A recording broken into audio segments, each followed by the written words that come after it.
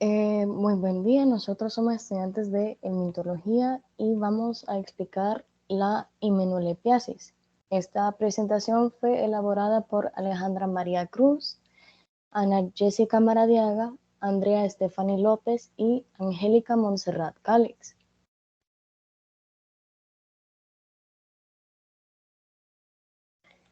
Se le denomina himenolepiasis a la infección parasitaria del intestino delgado del humano, algunos roedores o caninos, que es producida por céstodos pequeños entre 2 y 60 centímetros del género Hymenolepis.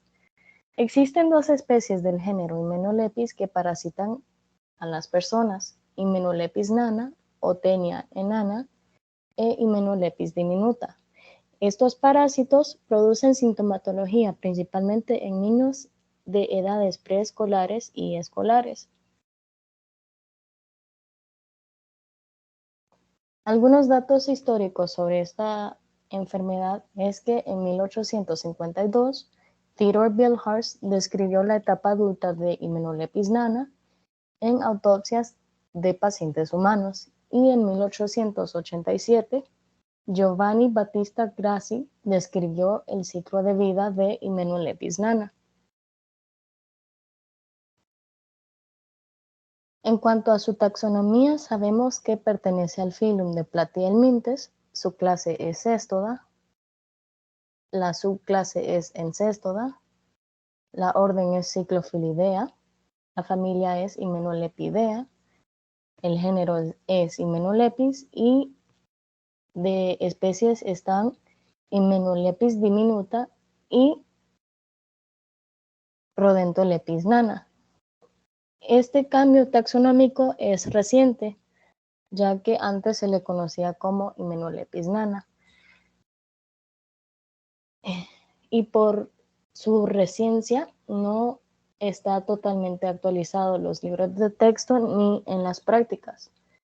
Aún es común identificarlo por su nombre anterior. En cuanto a la morfología de Rhodentolepis nana, sabemos que el adulto mide de 2 a 4 centímetros de largo por 1 milímetro de ancho. Estos poseen un escólex que tiene 4 ventosas y en la parte superior posee un rostelo con ganchos.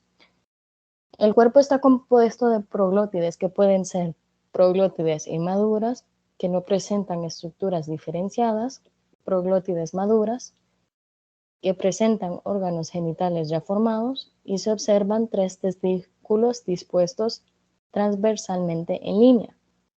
Entre ellos se localizan el ovario y la glándula vitelina y los proglótides grávides. En su interior solo se visualiza el útero en forma de saco lleno de huevos. Al conjunto de proglótides que compone el cuerpo del parásito se le llama estróbilo. El estróbilo está compuesto de aproximadamente 200 anillos y los poros genitales se localizan a un mismo lado del estróbilo.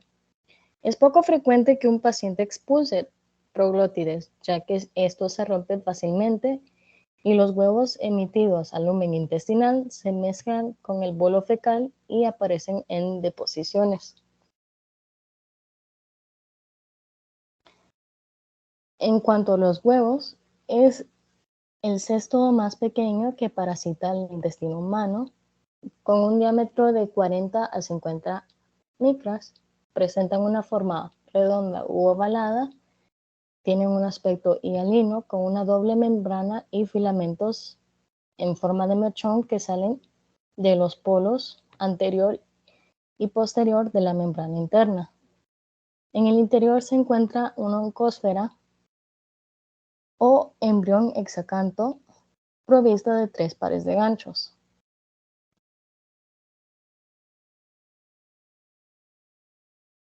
En cuanto al adulto de Hymenolepis diminuta, mide de 10 a 60 centímetros de longitud, posee una escólex con 4 ventosas y una invaginación apical en donde se encuentra el rostelo sin ganchos. Este escólex es pequeño, mide 0.25 milímetros, tiene una forma redondeada.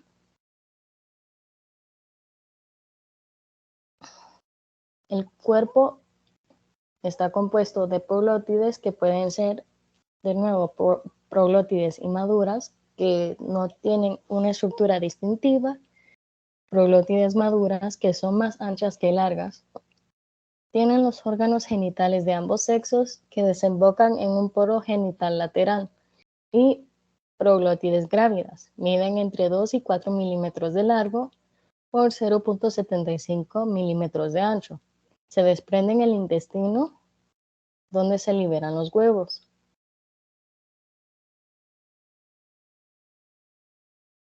Los huevos de Hymenopletis diminuta son más grandes que los huevos de Rhodantholepis nana, con un diámetro de 60 a 80 micras. Tienen una forma redondeada. Son de un color amarillento con una membrana externa gruesa y una oncósfera más pequeña en su interior, con 3 pares de ganchos, pero no presentan filamentos polares.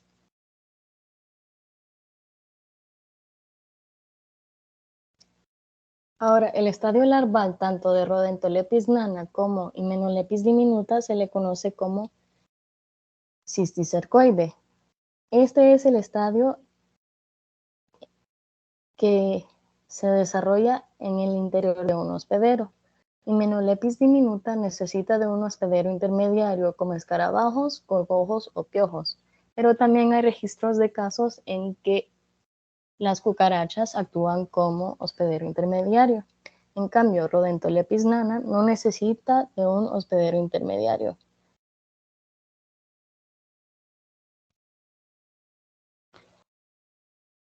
Rhodantholepis nana presenta dos posibles ciclos de infección. El ciclo directo en que el humano, o mejor dicho, el hospedero definitivo, que puede ser humano o roedores, pero en este caso se enfocará en humanos.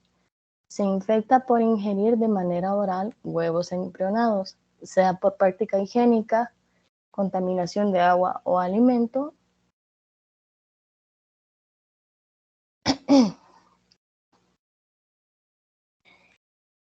Los huevos de Rhodantholepis nana son infectantes cuando son excretados en heces y no pueden sobrevivir más de 10 días en el ambiente externo.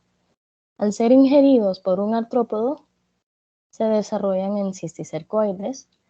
Los humanos o roedores se infectan cuando ingieren artrópodos infectados y en el intestino delgado se desarrollan en adultos. Cuando se ingieren los huevos, se liberan las oncósferas de los huevos. Esto es gracias a los jugos gástricos y otras enzimas. Las oncósferas penetran en la vellosidad intestinal y se desarrollan en larvas cisticercoides. Al romper las vellosidades, las cisticercoides regresan al lumen intestinal, evaginando sus escólices. Se adhieren a la mucosa intestinal y se desarrollan en adultos, los cuales residirán en la porción ileal del intestino delgado, produciendo proglótides grávidos. Los huevos se excretan en las heces y se liberan de los proglótidos a través del atrio genital o cuando los proglótidos se desintegran en el intestino delgado. Otro método de infección consiste en la autoinfección endógena, cuando los huevos liberan los embriones hexacanto, penetran en las vellosidades y continúan con el ciclo de infección sin que se eliminen al medio externo, y la autoinfección exógena, cuando el mismo individuo se infecta por los huevos que son eliminados en sus heces. Este ciclo se conoce como ciclo ano-mano-boca. La probabilidad de que un humano se infecte por el ciclo indirecto es muy baja, ya que solo en condiciones muy precarias es que un humano llega a ingerir algún artrópodo. Es más común la infección por el ciclo directo. También se observa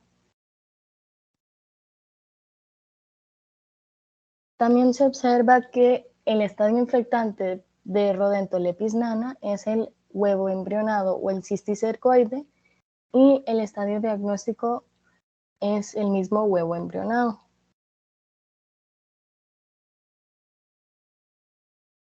Ahora, en cuanto a Hymenopeltis diminuta, los huevos de Hymenopeltis diminuta son excretados en heces de los hospederos definitivos infectados, que pueden ser tanto roedores como humanos. Los huevos maduros son ingeridos por hospederos intermediarios, que pueden ser artrópodos. Las oncósferas se liberan de los huevos que penetran en la pared intestinal del hospedador, desarrollándose en las larvas cisticercoides. Las especies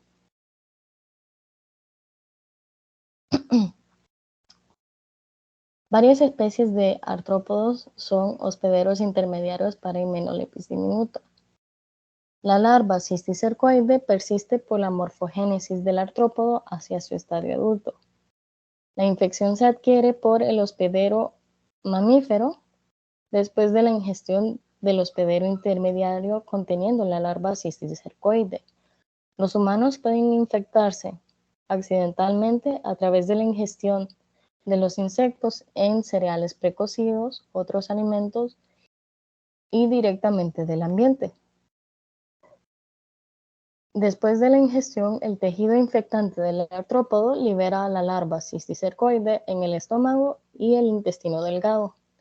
La evaginación de los escólices ocurre poco después de que se libere la cisticercoide. Usando las 4 ventosas de la escólex, el parásito se adhiere a la pared intestinal. La maduración de los parásitos ocurre en un periodo de 20 días y los gusanos adultos pueden alcanzar una longitud de 30 centímetros. Los proglótidos grávidos se desprenden liberando los huevos en el intestino delgado y posteriormente se desintegran. Los huevos son excretados en el ambiente a través de las heces del mamífero hospedador. En este ciclo se observa que el estadio infectante es el cisticercoide y el estadio diagnóstico es el huevo embrionado. Igualmente, infección por Hymenopeltis diminuta es escasa, ya que solamente puede ocurrir en personas que viven en situaciones precarias que lleguen a ingerir insectos.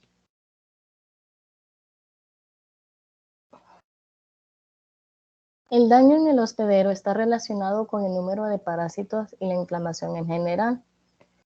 El cisticerco se cree que es relativamente no inmunogénica, que permite la autoinfección, y el huevo desencadena una respuesta inmune protectora rápida y vigorosa. Sobre la fisiopatología que provoca la Hymenopeltis diminuta en seres humanos, es poco comprendido debido a la rareza de infecciones.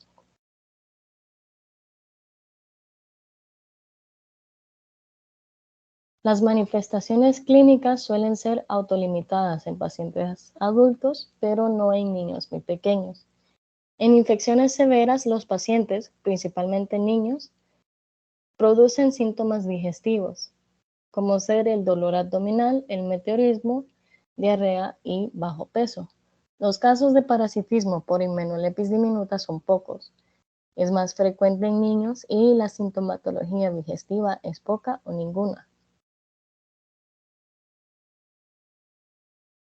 En cuanto a su epidemiología, este es un parásito cosmopolita, es decir, que puede vivir en casi todos los ambientes y climas.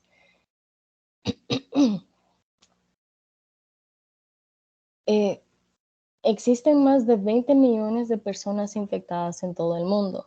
En los niños, la incidencia es entre 2 y 10 veces más alta que en adultos. El ser humano actúa como un hospedero accidental. La infección por Rodentolepis nana es la más común, pero nunca más prevalente que otras geohelminthiasis.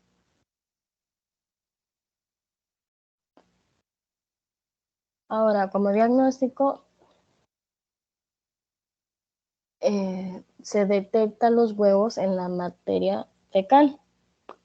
En Rhodentolepis nana, los recuentos de huevos permiten conocer la intensidad de la infección, pero las cifras pueden variar mucho en pocos días debido a la formación de nuevos parásitos a partir de las larvas cisticercoides que crecen en el intestino. En la mitad de los casos se observa hipereosinofilia circulante. Otros métodos de diagnóstico son los métodos de concentración, el método Stoll, Faust, Schitter, formol-acetato, CATO-CATS y las pruebas serológicas como la ELISA.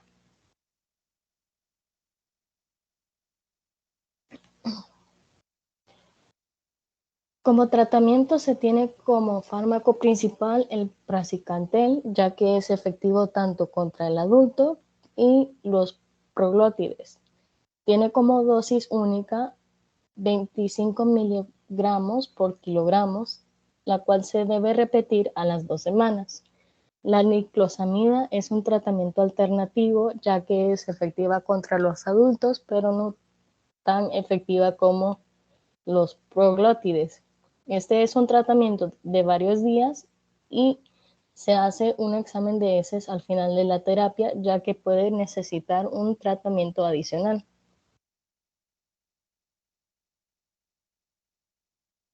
Como control y prevención, es importante cortar los ciclos de contaminación fecal a través de la adecuada eliminación de excretas, la educación sanitaria a la población, el correcto lavado de manos y evitar la ingesta de alimentos contaminados con larvas de insectos infectados con el parásito.